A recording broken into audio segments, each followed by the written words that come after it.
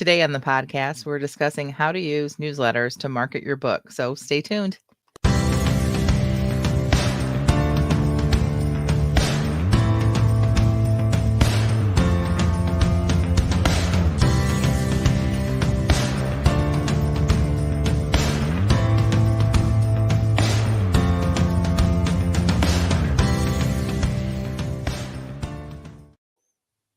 Welcome to the Christian Indie Writers Podcast, where we inform, encourage, and support Christian indie writers on their journey toward publication. I'm Rhonda Hagerman, and I write fiction and nonfiction under the pen name Dee Dee Bowman. I'm Jennifer Carltong, and I write historical Christian romance. I'm Christina Catane, and I write Christian fantasy. I'm Jamie Hirschberger. I write short fiction under the pen name J.R. Nichols. Well, good morning, everybody. Thank you, everyone, for tuning in live to YouTube, and also everybody who's tuning in to our podcast on iTunes and all the other platforms that podcasts can be found at. If you like what you've heard today, please like, subscribe, hit all the buttons and bells and everything so that you can be notified when we have a new live episode coming out. So anyway, we like to start every episode with our What's Up segment. So, Jamie, what's up with you? I am completely unprepared with the What's Up. I can't believe I didn't even think about putting anything together. I guess I will say it has been raining here for like 2 whole days, but that's kind of good because I'm getting a little bit of a reprieve because I'm living in a new place and I'm responsible for the lawn maintenance here. And the grass really goes dormant in Florida over the winter. Like we don't get snow, but we have like the grass doesn't grow season.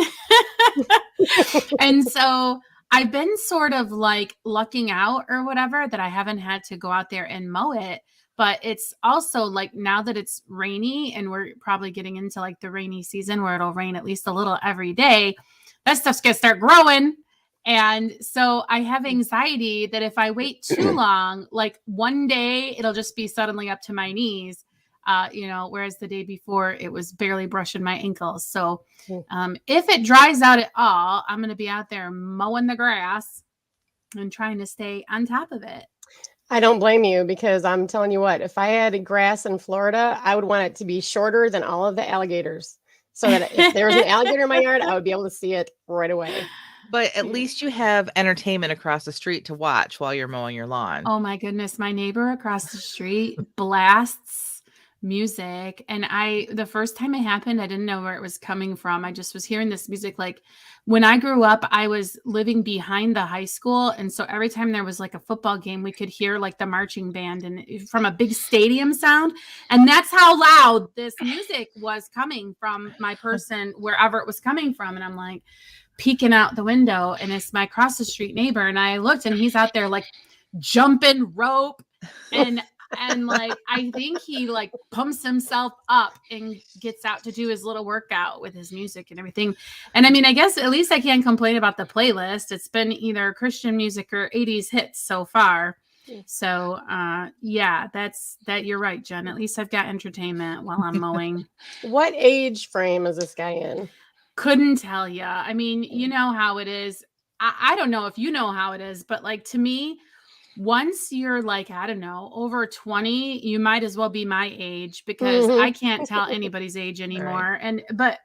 But then to be honest with you, I work with a bunch of 24-year-olds who I'd swear are all like 18 Right. when I look at them because they all look so young. But this fella, I don't know, he's like a shape. You know what I'm saying? As he's over there doing his hop, skip, jump. I need to get closer to probably figure out how old he is. I've obviously never seen the gentleman, but I'm pretty sure he looks just like Richard Simmons. That's what's in my head every time you talk about him. I just see those shorts. Right. Like and they're jumping around, right? Leg warmers. Oh, that's hilarious. Curly hair. Yeah. Wow. All right, Tina, for that comment, you're going next. Oh, well, my life this week has been a series of technical glitches. Which continues today. So my laptop that I'd been doing all my work on, it's not a huge issue because I was doing it in Google Docs, but I had my images like saved on the desktop that I was going to use. So and which I can re-download. It's not a huge issue, but my laptop is stuck in the middle of an update for the last 2 days. Oh, Wow. wow. And then now, and last night, we had 0 upload and download speed. Like when we did a speed test, it was 0. So my husband called our provider, and we might have to get a new modem. So I don't know. Hmm. Yeah, So I'm if never I really totally clear. glitch out, that's why I might just disappear. Yeah, when I run a speed test, I'm never really clear what's a good score, but I'm guessing 0 probably isn't one. Well, I the think it's a guy pretty safe bet. the guy on the phone told us that anything over 300 for download and about 10 for upload is good. So that's It what he depends said. on what you're paying for, what kind of internet you're getting too. So Right. Well, we Yeah. pay for the best. Mm. I would think it would be better than that, but right. he said it might be our modem. Hmm. Anyway, that's been my life, and I have a sick granddaughter here too. So Mm. if she wakes up, she might also make an appearance, just to forewarn everybody. Well, I guess it's my turn. So what I've been doing this week is getting my new office set up. I love laptops. That was the best invention ever for me because I love sitting on my computer on my couch with my computer in my lap and be able to Mhm. work and kind of socialize and not really, but I don't really get anything done well when any of that happens. So I really need to have an office space set aside specifically to get work done. So I finally went ahead and did that this week. And In the yeah, house you're in or your new house? Like that's your new house isn't ready yet, right? no, the new house, they are going to be actually taking the roof off in 2 weeks and adding a story and then replacing the roof. So yeah, I'm not setting anything up there yet. Wow. Very exciting. I drove Yeah, I by there know. the other day. Oh, it looks so bad right now, doesn't it? It's such an eyesore. Okay, so yes, but it's Yes. exciting. Like it Mhm. does. I will say, like I wouldn't have said that myself, but since you said it, I'll be like, okay, yes, Yeah. it looks bad, but in an exciting way because things are happening, Yeah. and you can now that it's like winter and you guys have done a lot of work, you can see like down to the lake and like Yeah. as you drive by, and yeah, it looks really great. I'm so excited for you. Oh, thank you. They've had to, all the mud, all Yeah. the rain we've had lately, they've had to dig around the entire foundation to add footings to it. So Mhm. that's kind of where that comes from. But Mm. anyway, we're making progress. So what's going on with you? Well, first, let's check in our chat. We've got some active people over there already. Good morning, Liz. It's great to Good see you. morning. Gigi says hello. BB is with us as Gigi. well. Hi, Hi, BB. BB. Shell says hiya. Liz has her what's up. She says, I can finally tell people why August is my deadline for publishing my next book.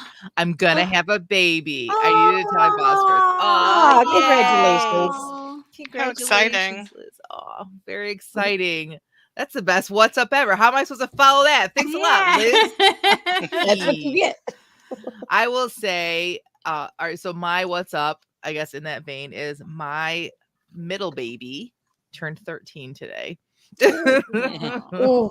Like, Oh, that's I know. hard. It is so hard. She's a teenager now, but she is off to breakfast right now with grandpa.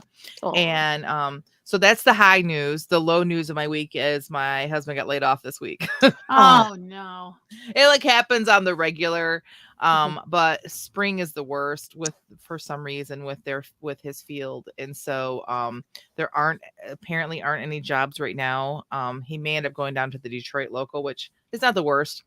The company he was working for here in our local, he drove to Flint almost every day, or sorry, Detroit every day to work. So it's not the end of the world. But anywho, it's been kind of nice actually having him here. And I thought, gosh, if he like laid off for at least one more week, I can get this darn novel finished.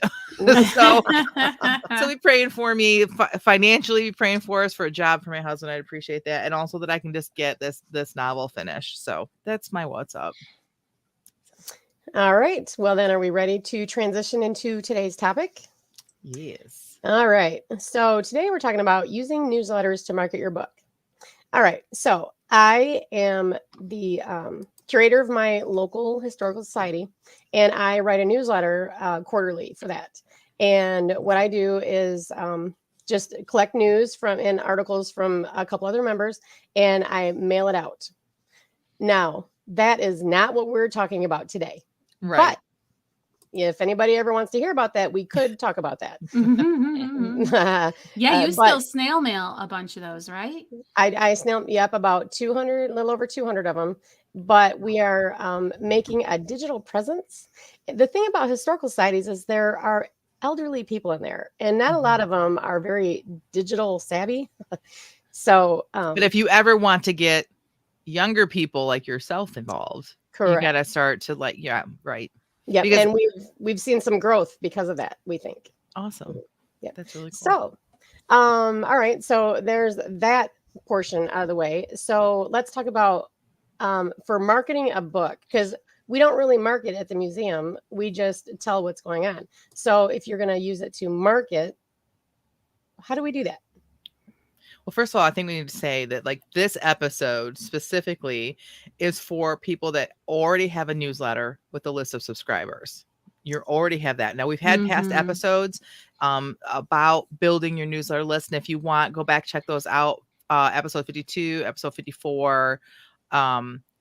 In that our anniversary episode is in there somewhere, I think 53. So like but there are like 2 or 3 episodes that we break down newsletters, how to do a newsletter, how to do your automation, all that. So if you're listening to this as a podcast and you have not heard that and you don't have a newsletter subscriber list, go ahead and stop and go take care of that. Listen to those and then come back. We'll just wait for you. For those of you that are live, we'll just keep going.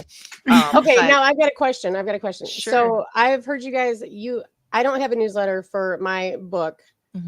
You guys all have been doing the newsletters for a while. So you obviously think that newsletter is the king of marketing. Is that right? Yes, I do. Ladies, what do you say? Yes, I agree. I am in a period of life where I refuse to have an opinion about anything. I had a period of life like that. Here's why it's king, because there'll be a lot. There are authors out there that don't have a newsletter and they do fine. And but here's why it's king. Because you own it. If I get tight, I'm with MailerLite. I mentioned that before in the other episodes. I use MailerLite. I think Tina uses MailChimp. We use MailerLite here for the podcast. If I get sick of MailerLite, let's say they stopped having great customer service and they started I didn't get good rates from them or whatever. I download my list because it belongs to me and I upload it to a new provider. I own my list. When Facebook decides to change their algorithm like they have before, when I had a lot of followers on my Facebook page, I have a pretty decent following on my Facebook page. And it's not great because I don't spend a whole lot of time over there anymore, but I was getting great traction. And then they changed things. And like maybe 2 or 3 people out of the hundreds of people that follow my Facebook page, only 2 or 3 people see my stuff at a time because I don't own it. And I can't download those people and I can't get their email addresses so that I can contact them a different way. So does that make sense? So you own your email list and something happened this week too. And I'm not going to use her name because I forgot to reach out to her and ask her if I could use her name. But another Christian romance author messaged me out of the blue. And I was like, she's like, hey, can I get a favor from you? And I'm like, we've never spoken. Like we've never, I think I commented on one of her pictures. That's what it was on her story. I congratulated her on something. I don't even remember what at this point. And she messaged me and said, hey, I need to ask you a quick favor. And I'm like, okay. And anyways, long story short, it was a scam. The person said that they wanted, that they were on their phone trying to log into their account and they couldn't get in. And so Instagram wanted them to have 2 friends they were friends with on Instagram verify that they were who they were. And I was like, that doesn't really sound, maybe it's right. I don't know. And so I Googled it and like, it could have been right. So I went to her, I found her Facebook page and I messaged her and she said, no, that's not me. Her account got hacked and stolen. Instagram has not been helpful, so she had to start over. So I didn't realize I was following both of her. Like, so this older account that was over here had thousands of followers, thousands. And she's down to like the low hundreds right now. Had to start over. Wow. I would want to cry for this poor girl. And she's trying to do everything she can to prove that she is that person. But Instagram was being difficult because, they have lots of other things to deal with. So anyway, that won't happen to your newsletter list. So that's just a little short story of why I say your newsletter is king. So if all of those Instagram followers were instead people who had subscribed to her newsletter, she would have their email addresses and she'd be able to reach out and say, here's where you can find me, or here's what happened, or whatever. And she could reach out with an email to those folks. Right. And this is not on our outline, but when you think about it, if you have followers on Instagram or on Twitter or wherever that you interact with, you should be like part of your campaigning and part of your stuff that you do on social media should be sign up for my newsletter. That way you are interacting with those people in social media where they are every day, but you're also going to get them in that list in case something like that happens, right? That's a smart thing that I'm not really doing. I know that, and this isn't about writing, but for our church Facebook group, the private group, I sent out a Google form and said, please give me your contact information, because I know that Facebook changed the way you can target ads. You can no longer target Christian authors because it's considered religious. Mm-hmm. And so when I went in to do my last Facebook ad, I couldn't, like Ted Decker is probably like the biggest name in Christian fantasy right now. Mm-hmm. I could not target him. What? Yeah. And I said, so in case something happens and Facebook decides you can't have a church group anymore, I need to be able to get a hold of you guys. And I sent them all, and they've been signing up on my Google form to get their address, their email address and phone number and stuff. So this is why many people say the newsletter is still the king of all marketing tools, right? This is basically why we're going to plant our flag there. Yeah, just one of the reasons, right? There's other reasons. Like there's statistics out there. Everyone can Google it about your return and like all the sales part of it. I don't care. Like I just know I need to have one. Sorry, I guess I should have done that work for you guys, but if you're that interested, you can Google that stuff for yourself. But I just know that it's what works for us. And even though I've been not really great with my newsletter lately, I'm gonna say that up front right now because of what's going on in my life. And everyone who listens to this knows I've got a lot going on. But I've had readers reach out to me through my email because they're concerned because they haven't heard from me. So you know what I mean? Like, again, we talk about super fans, which is another episode that we did. Go check that one out too. So, yeah. And as of somebody who subscribes to author newsletter lists, the big news that I want from them is the next book. Yes. And I don't have that news right now. So, I mean, if that's all you can do, then your readers want to know when your next book's coming out. And that's enough. Thank you, Tina. Yes. Appreciate that. But good point. Okay. All right. So, we're talking to authors who have a newsletter list. So how do we tell them to use it to market? What is a good first step? Well, if a really good first step is, I don't say first step. I wouldn't say first step. Yeah. I would say we have 3 different ways that we feel like you can leverage newsletters to market your book. So this is just one of the ways. So you want to go first, Jamie? Yeah. So the thing on our list is newsletter swaps, which sounds like, what is that? But all it is when, let's say, Tina writes Christian fiction and she finds someone in the writing community who also writes a similar style or genre. And they say, look, I will put an advertisement for your book in my newsletter, and you could put an advertisement, like, I don't know if I said that all right, but the point is you swap advertising space so that you find a new audience for your writing through somebody who already has an audience for a book that is similarly marketable, something that's comparable to what you're writing. Right. And it's genius because you have the people on your list that are going to hear about your new book coming out. People on someone else's list that may never have heard of you are going to see this ad and like, oh, this is someone new. Also, if there are people that are on both lists, that with advertising the 7 touches, they see once again, oh, that's right. Jennifer Carl Tong has a new book coming out. I don't want to forget that. You know what I'm saying? Like, it's just it's a genius way of doing it. Okay, you just brought up the 7 touches. Can you go over those or Nope. explain that real quick? In a nutshell, a theory of advertising, I learned it back in college, so we're talking back in the Stone Ages, is that it takes somebody 7 different touches before they actually make a purchase. Like, they'll see that I have a book coming out, that's one time. They'll see it in someone else's newsletter, that's the second time. Maybe they'll see a Facebook app, that's a third. And in general, it takes an average of 7 times before they finally make the purchase.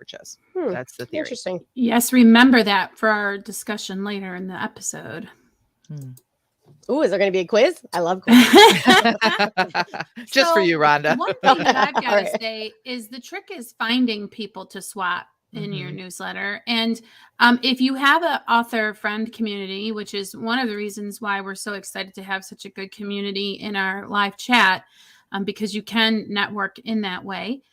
You can also use other methods, but me being the do it free if you can person, it's unfortunate that you do have to pay for some of the ways that you can find opportunities for newsletter swaps.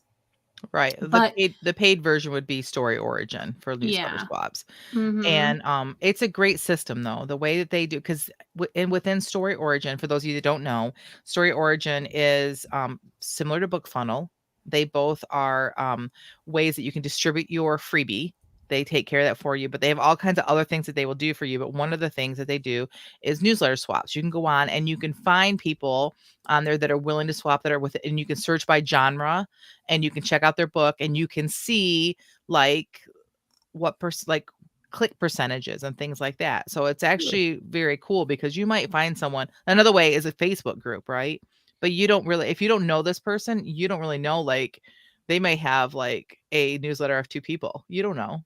They're just Yeah, and there's no way to see kind of what the results are either. Whereas Yeah. if you sign up for a Story Origin swap, you can actually see, yes, the newsletter went out, and here's how it was. Is it BookFunnel that makes you upload a copy, or is it Story? I believe it's Story Origin. So in Story Origin, once you agree that you're going to swap with somebody, you have to post a link to your archived newsletter so that the person you swapped with can see exactly how you presented their book, and then they can see how many clicks and things like that it generated for them. Which is also great because you get to see other people's newsletters without having to subscribe to a whole bunch and get some ideas and see what some good practices are. So Right. And the only thing you have to go off of for author friends or Facebook groups is to go to their page on Amazon or Goodreads or wherever and see what their reviews are like. And so, All right. So that's way number 1. Let's move on to way number 2. Well, it kind of is hand in hand. They're the promos. A multi-author promo, sometimes they're just called book promos. Story Origin will call them a group promo. BookFunnel calls them a group promo, but sometimes we'll just say promo. They are free promotions where instead of just exchanging your book title for my book title, it's a group of authors each submit their book to the group effort to gain newsletter subscribers. And then it's usually united under one big banner, great sale on Christian romance, you know what I'm saying? And then you click on that link and it takes you to a beautiful page that shows every option, and they can choose your book from among the many. And this is great because it gives your newsletter subscribers a perceived value because you are giving them the scoop on some discounted or free books that they can get by being a newsletter subscriber.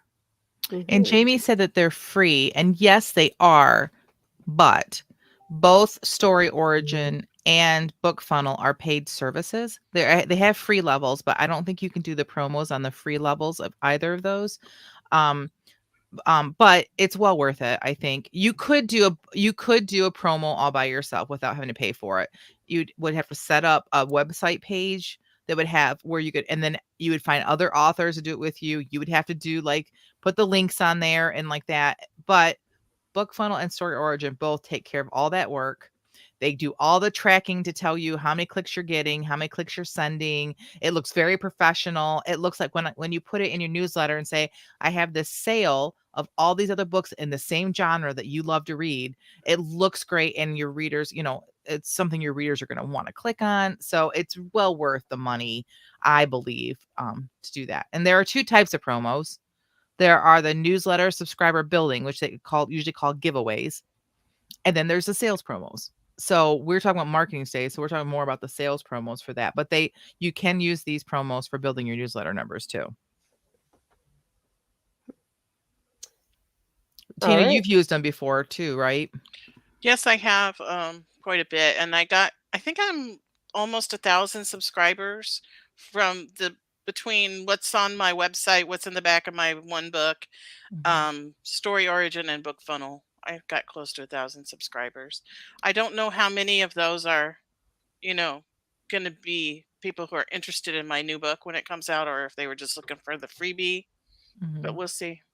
We talked last week about doing paid email marketing websites, using those.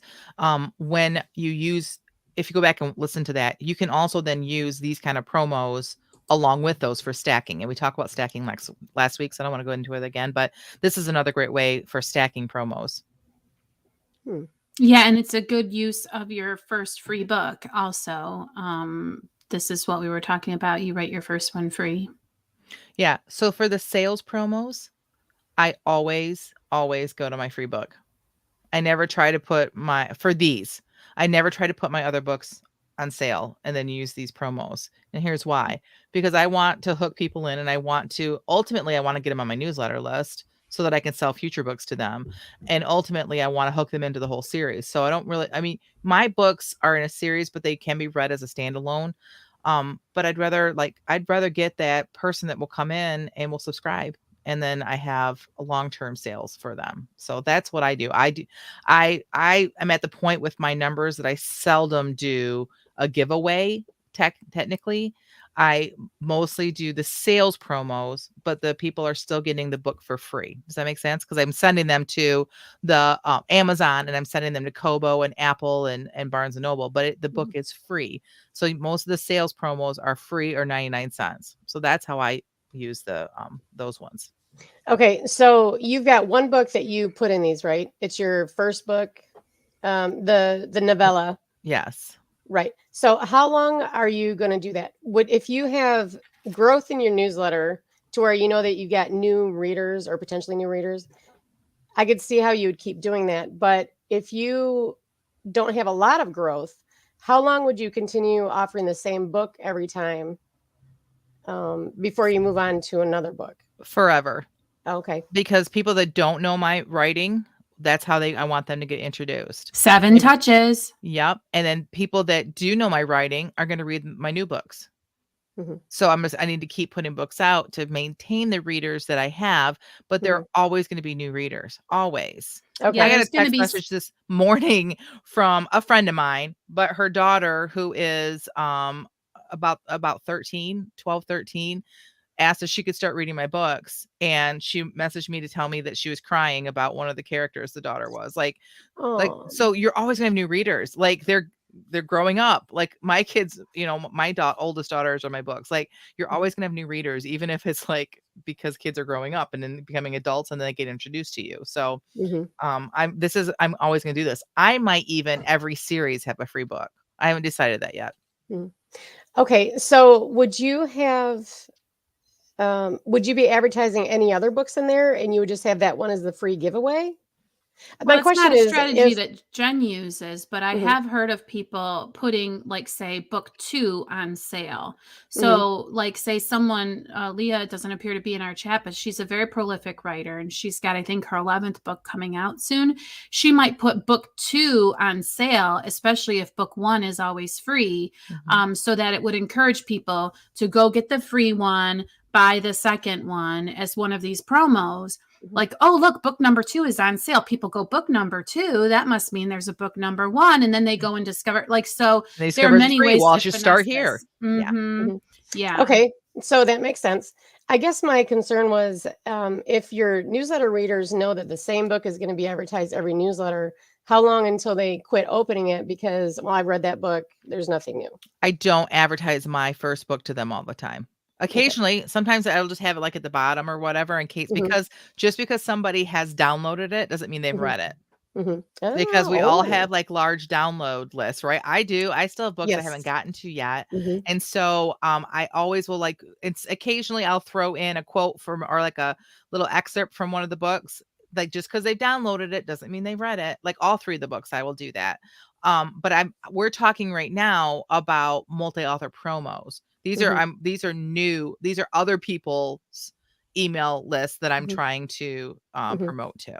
Yeah, Okay. so the banner, the book That makes total sense. collection, yeah, your Yeah. same book will be in there, but it'll be mixed in with other books that these Mhm. people likely haven't ever heard of before. Mhm. And think about it, if you're on my newsletter list and you have read Searching for Anna and you enjoyed it, so you decide to sign up for my newsletter list, and I come out with a newsletter that says, "Look, Anna is in a sales promo with all these other books." Well, you know you liked Anna, and here's all these other books that the covers look similar, that you know they're Christian authors. You're probably gonna go check it out.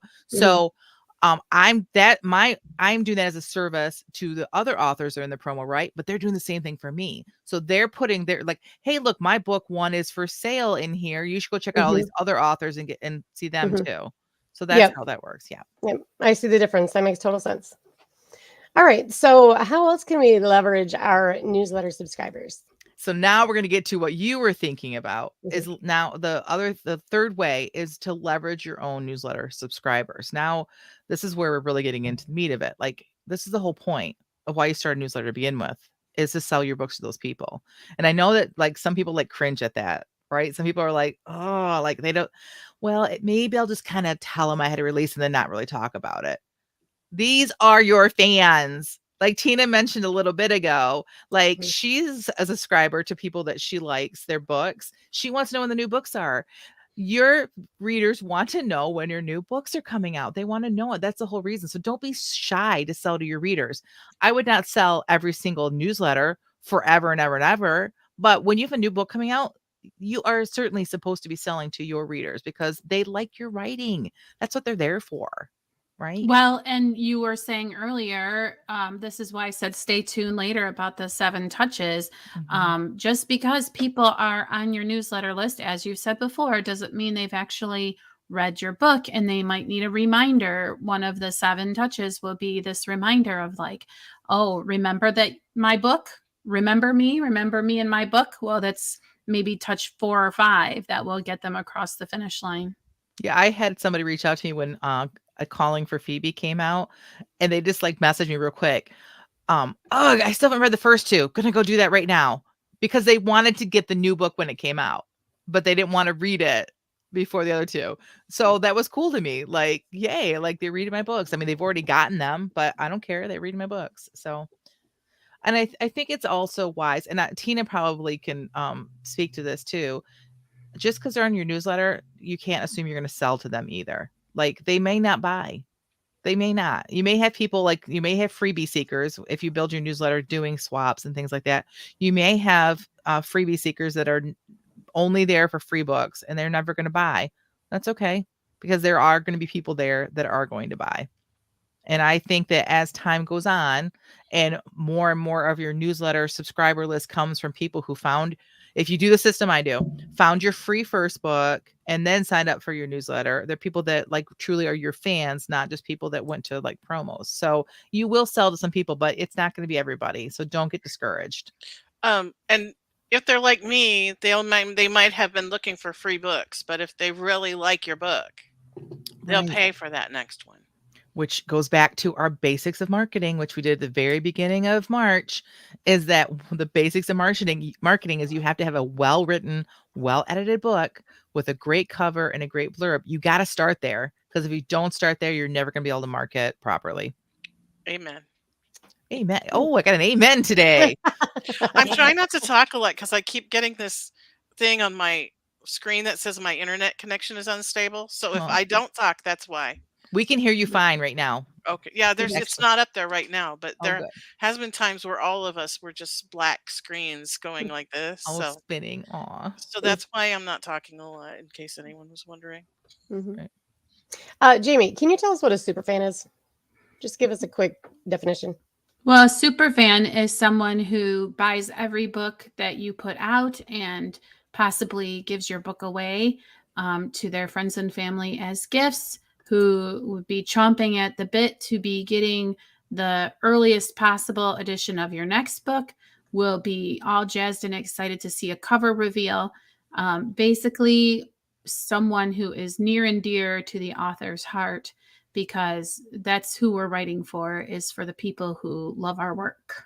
Or they Okay. go out and buy Eskimo dolls and name them after your main character.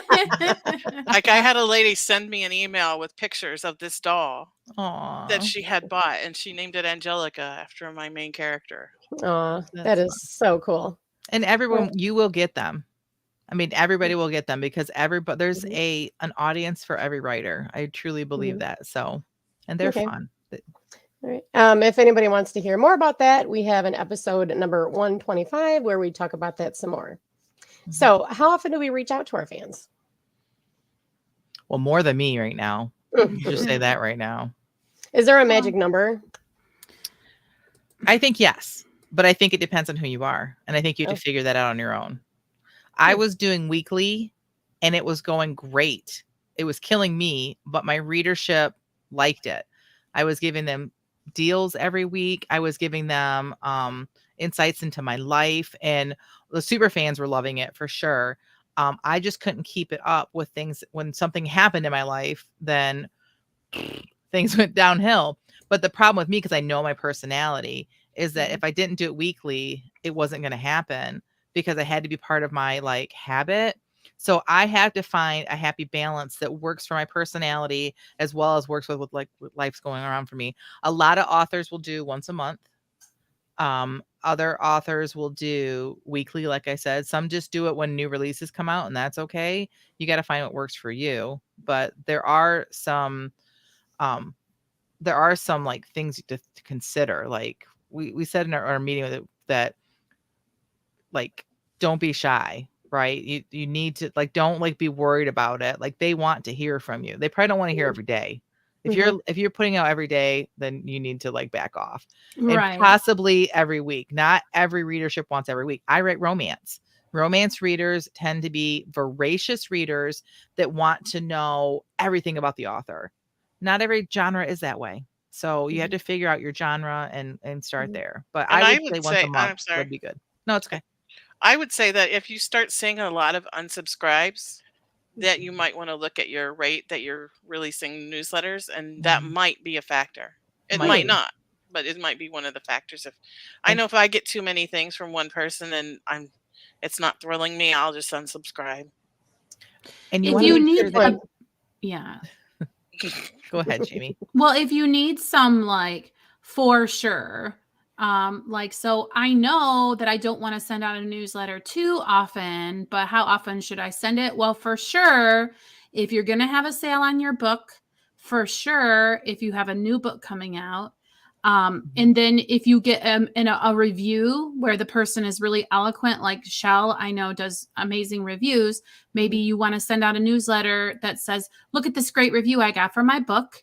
And then you can consider putting a newsletter out on milestones for your book. So the date your book was published or one of your characters' birthdays are good reasons to reach out to your readership, because I kind of, find that authors are inclined to be like, well, I don't know what to say. But if you have these things in your mind, like even if you don't ever send out except for when these things are happening, you will at least be sometimes reaching out to your readership, which it's just a minimum, I would say. Yeah, because if you don't sometimes and all of a sudden you only come to them when you have a new book coming out, that's going to feel kind of like ick, like you're only selling to them. And some people might forget you. Do you know what I mean? Honestly, I would love to think that everybody that reads my book is like a fan club member, puts my picture on the wall. It's not like that. Like they like the book, Well, like, and if I have don't your reach picture out- on the wall. yeah. she has your picture on a stick. And a stick. If you don't reach out to them occasionally, like say it's been 6 months and then you send them something, they may think that like, I don't know who this person is. I never subscribed to them, and you can get marked spam. So you got to be kind of regular. And I love that what Jamie just said.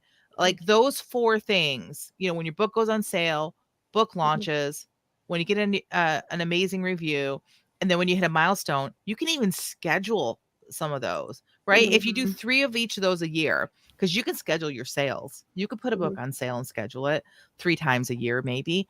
If you do that, then you have something to put in your newsletter, right? So like that helps you to schedule it, because you don't have to be like, oh, I don't have anything to say. Sure, I do. I don't have anything to say. I'm going to put Phoebe on sale. Why have I not thought of this? This is like great. I'm so glad I'm listening to this podcast today. Well, And you said yourself. Sorry. Well, romance readers read a ton. And if you're not reaching out, they're going to you're just going to go into the like heap of authors that they read in like the book. And so you've got to remind them of who you are. What were you going to say, Bambina?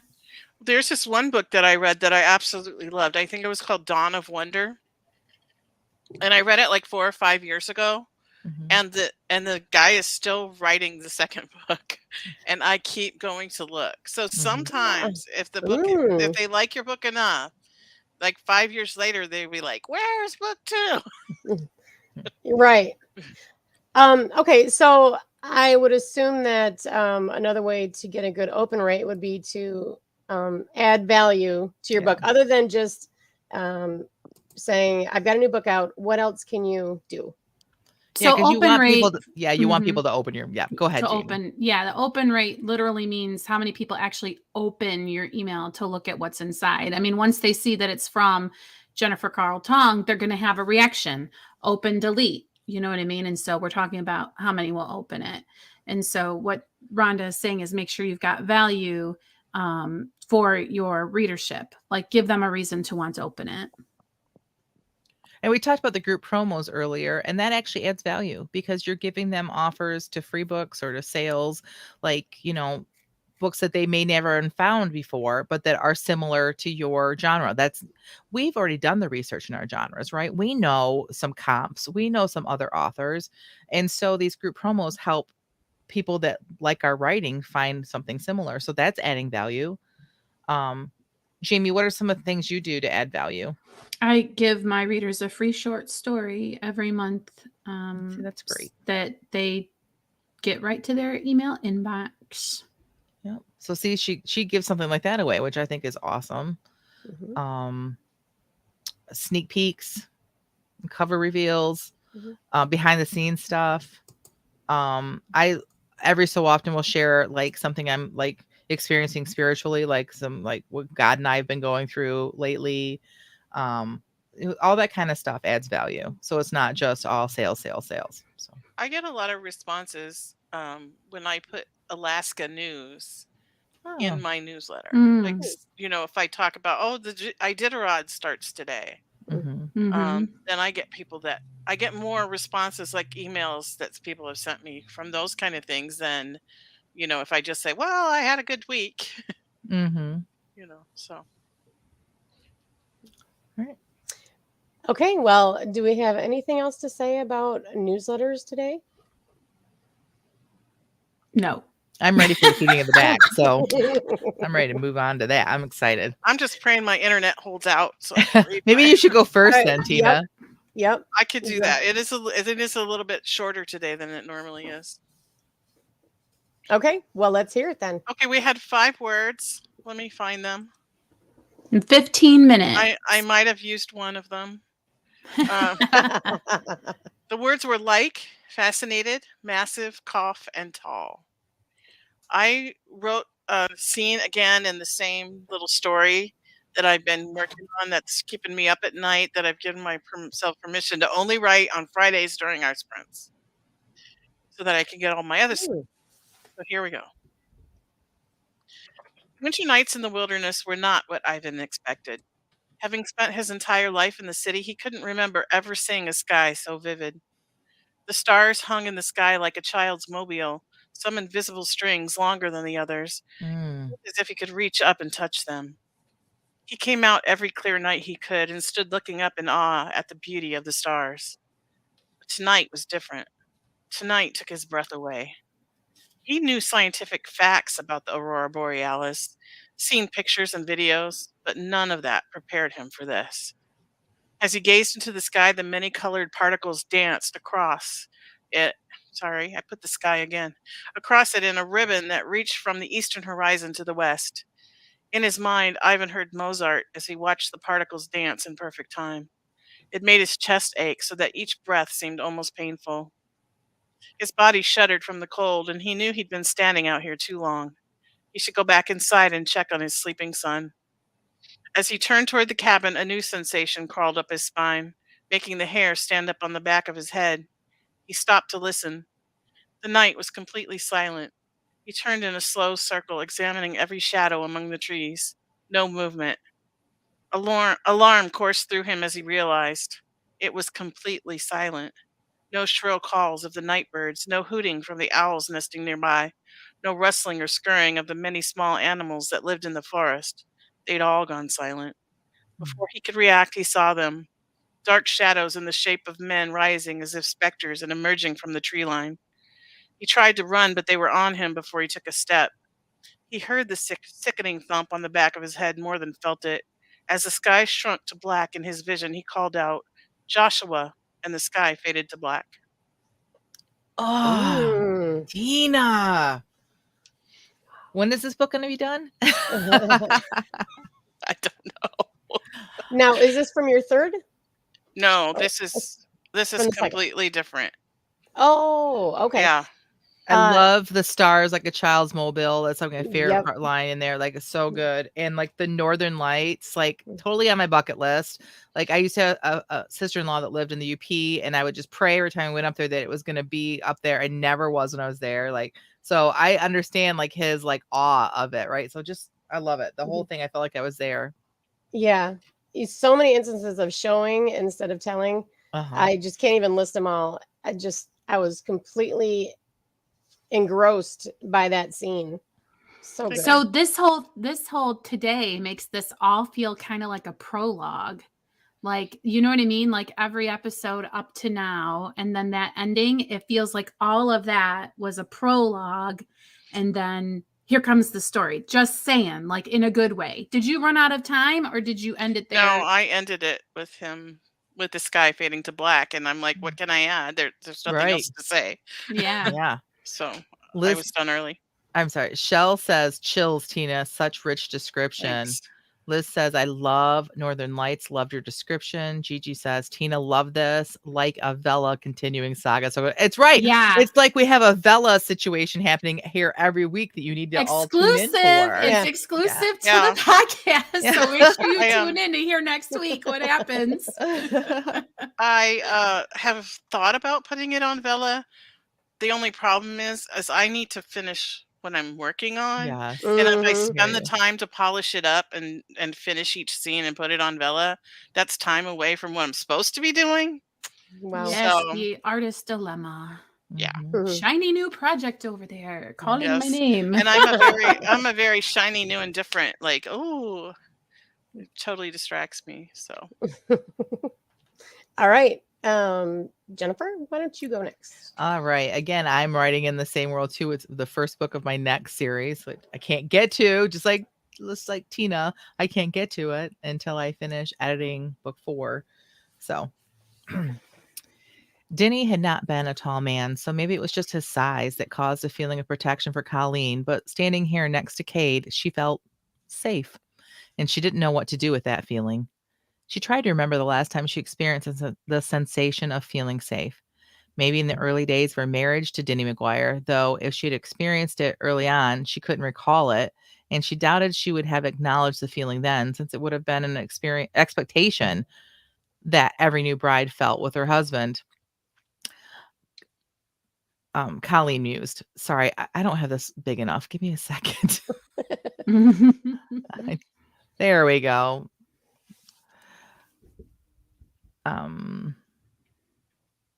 She certainly hadn't felt it in the last days of their marriage, nor in the days since his death, though she had done her best to act as if she feared nothing. But at the time, she hadn't really thought about the lack of the feeling of safety. It was just the life she'd been dealt, a life of watching your back and waiting for the next tragedy to strike. But standing here next to Cade, his massive girth filling her tiny kitchen in a way that took up space but did not feel crowded, she thought about it. She was fascinated. This man she barely knew, the man she'd only days ago ran off with her shotgun, was the one thing that brought a feeling of safety back to Colleen, and she wasn't sure if she liked it or not. He was only here temporarily. Once the drive was over, he'd return to his ranch, and she would return to running hers on her own and return to the sleepless nights and worried days. Had she never met Cade, had she never had Cade sweep into her life, exposing a concern she didn't even know she had, she would have just continued. But now she knew what feeling safe felt like, and she didn't want to go back. Cade coughed and readjusted himself at the kitchen chair. Is something wrong? It was then that Colleen realized she'd been staring. 3, 2, 1. Okay. Mm. I'm sure Denny's a nice guy, but he needs to just step back. Okay. No, he's dead. He's dead. So Oh, you can't step okay. back any further. Well, she I kind needs of to sit quit thinking about down. him. Like, Yeah. Okay. Well, Yeah. good. I'm glad.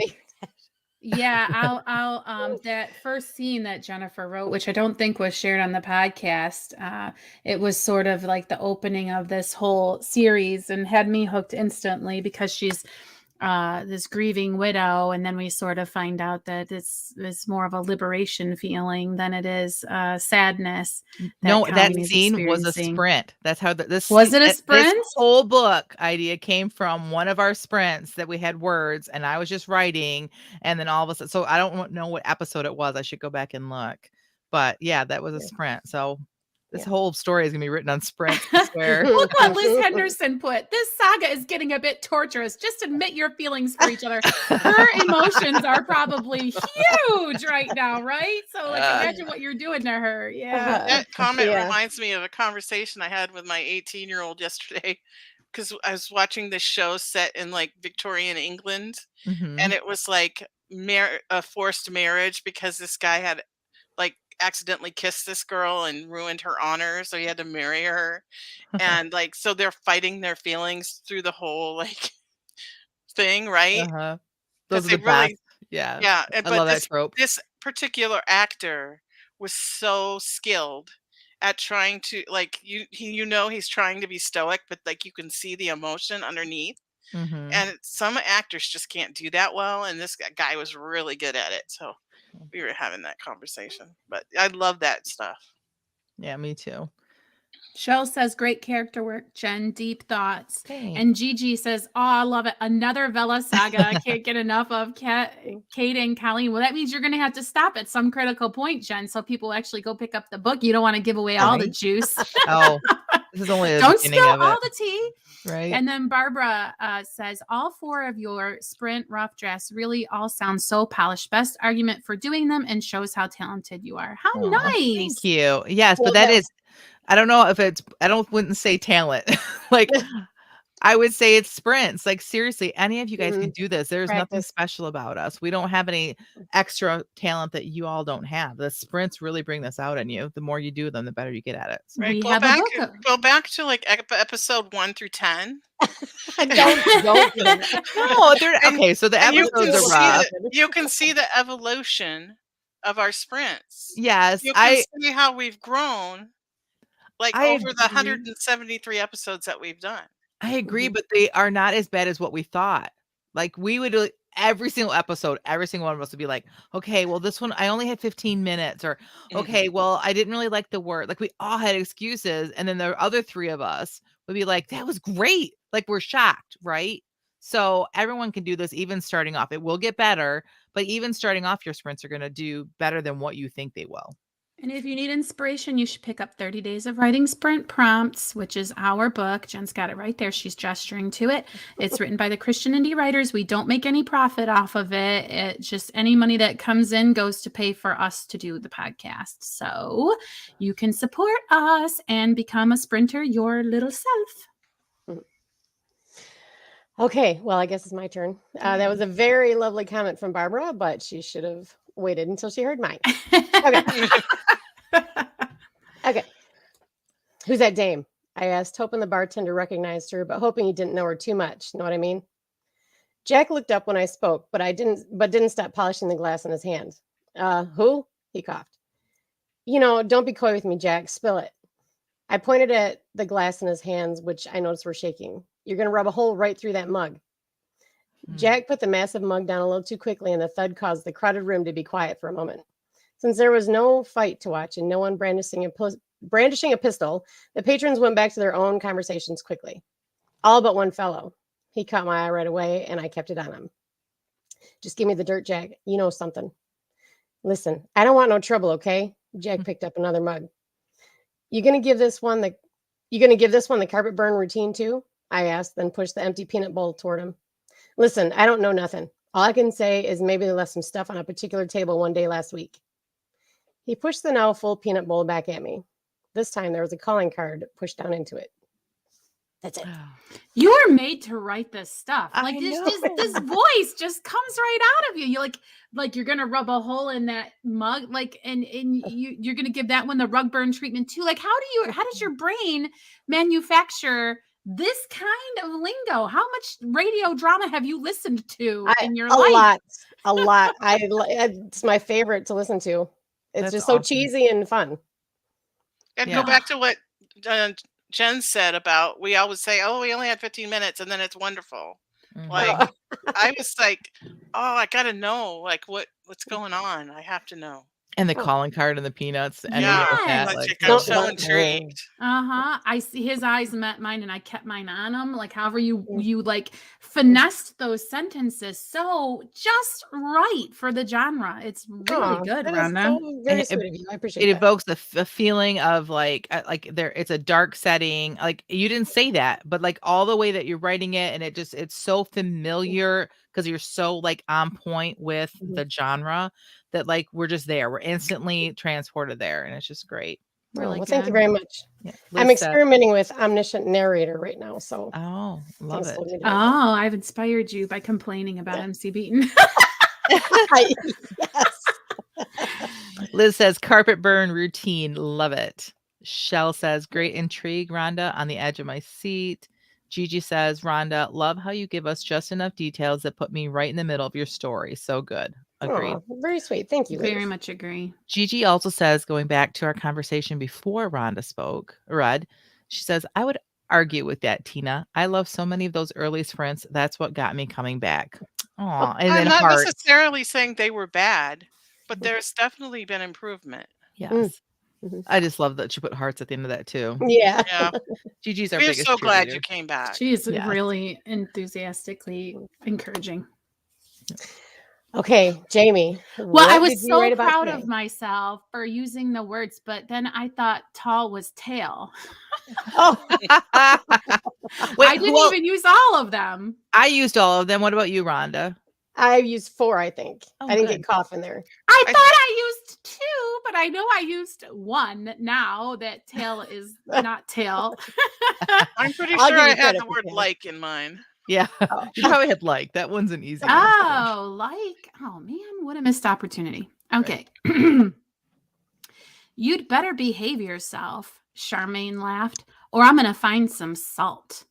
Is that supposed to be some kind of threat? Ed's mouth twisted up on one side, but the grin seemed apprehensive.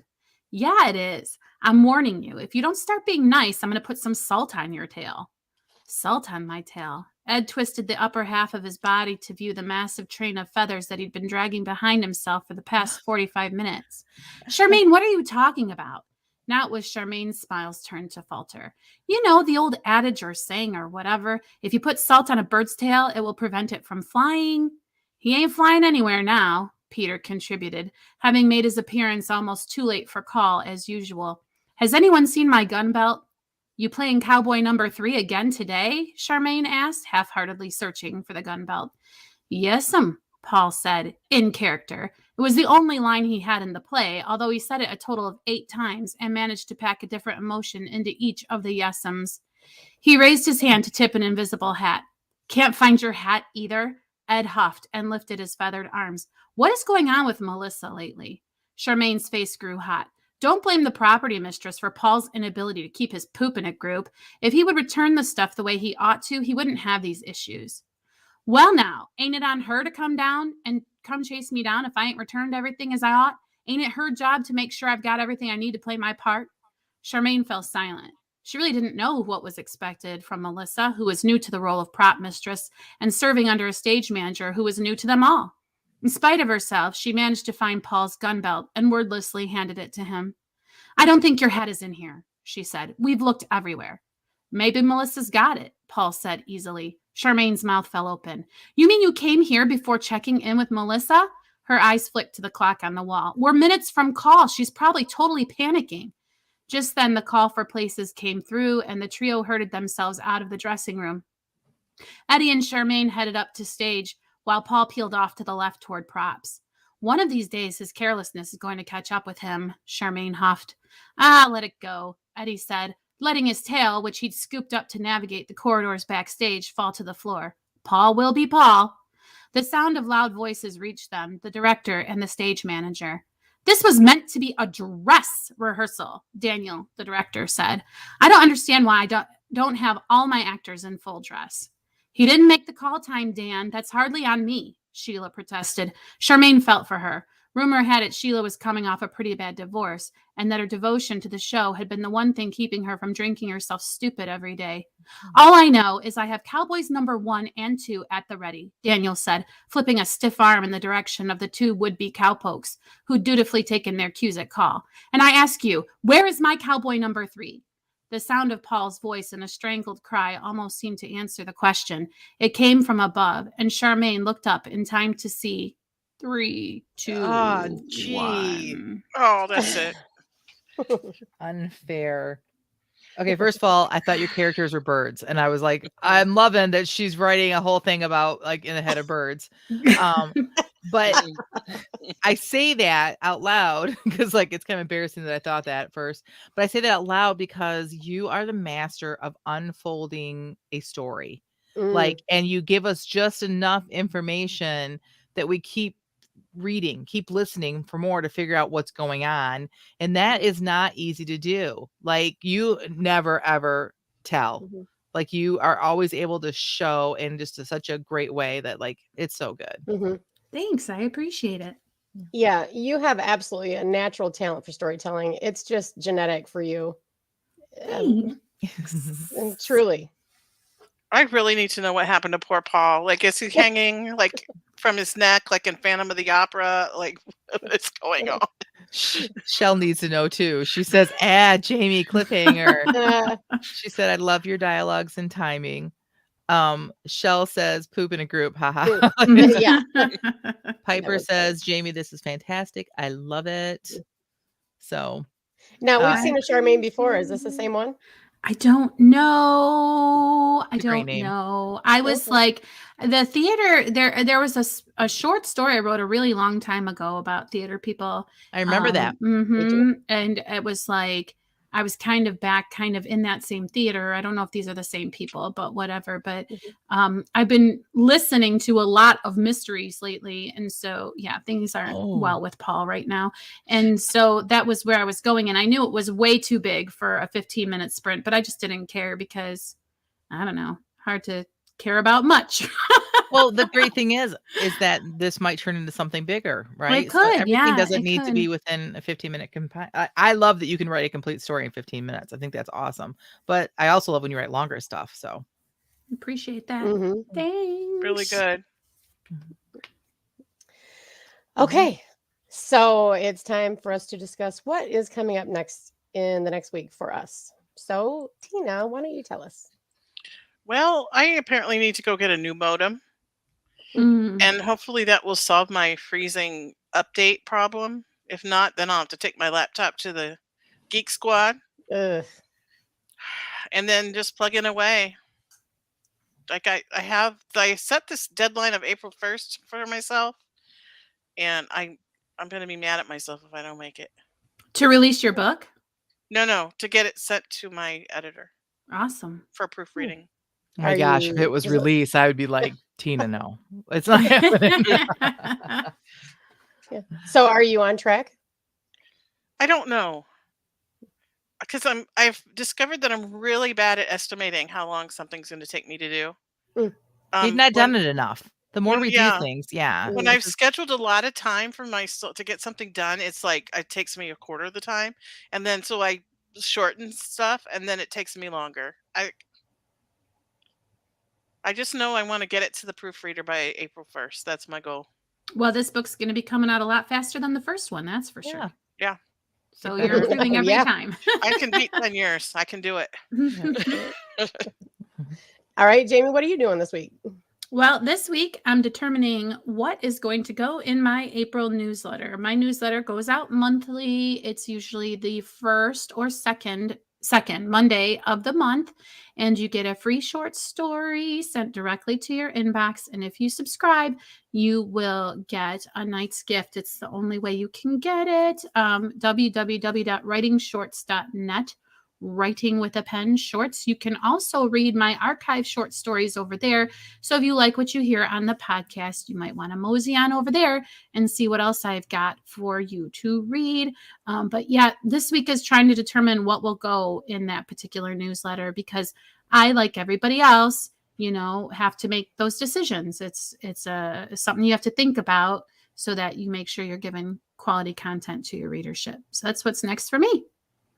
All right. What about you, Rhonda? What's next for you? So last week I made a comment that I was getting my gumshoe novel in Vella and it would be up by this week. Over the weekend I had been editing some of the scenes and I was like, okay, I wrote this about 4 years ago. And I just am in a different place now as a writer than I was back then. And so I took it all down and I said, I cannot publish this. This is not what I want my readers to have. Well, then I thought, you know what? This was what I wrote back then. And so I'm going to go ahead. I've got it. It's in approval right now. I went ahead and resubmitted it, the original, the way it was, instead of making all the changes I had been doing. And I'm just going to stick with that. And so that should be out by the podcast next week. And are you still going to publish under D.D. Bauman, or are you going to publish as Rhonda Hagerman?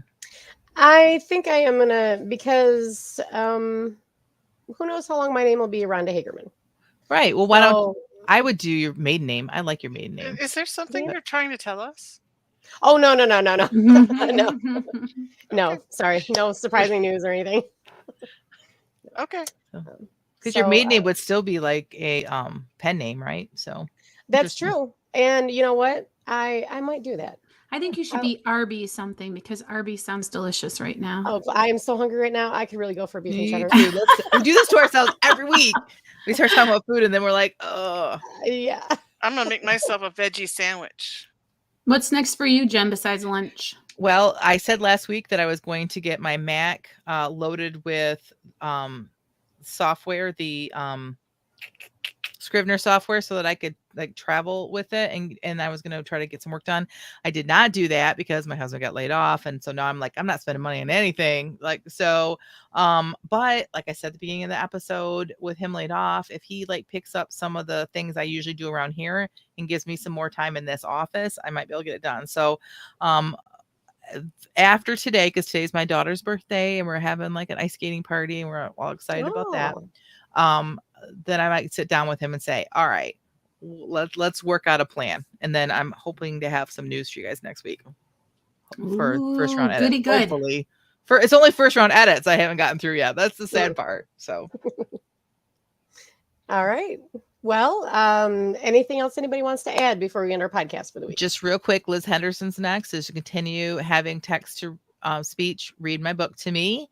Ooh. And Piper is getting more words in a work in progress, planning for April 1st. Excellent. Right. Excellent. Goals are good. And we're not joking. But next week is April Fool's Day. So you want to tune in for that episode. Happen. Yeah. Just be ready for anything. All right. So this concludes the Christian Indie Writers Podcast. So until next week, may your pen be prolific, may your deadlines be met, and may all of your words honor Christ. Bye, everyone.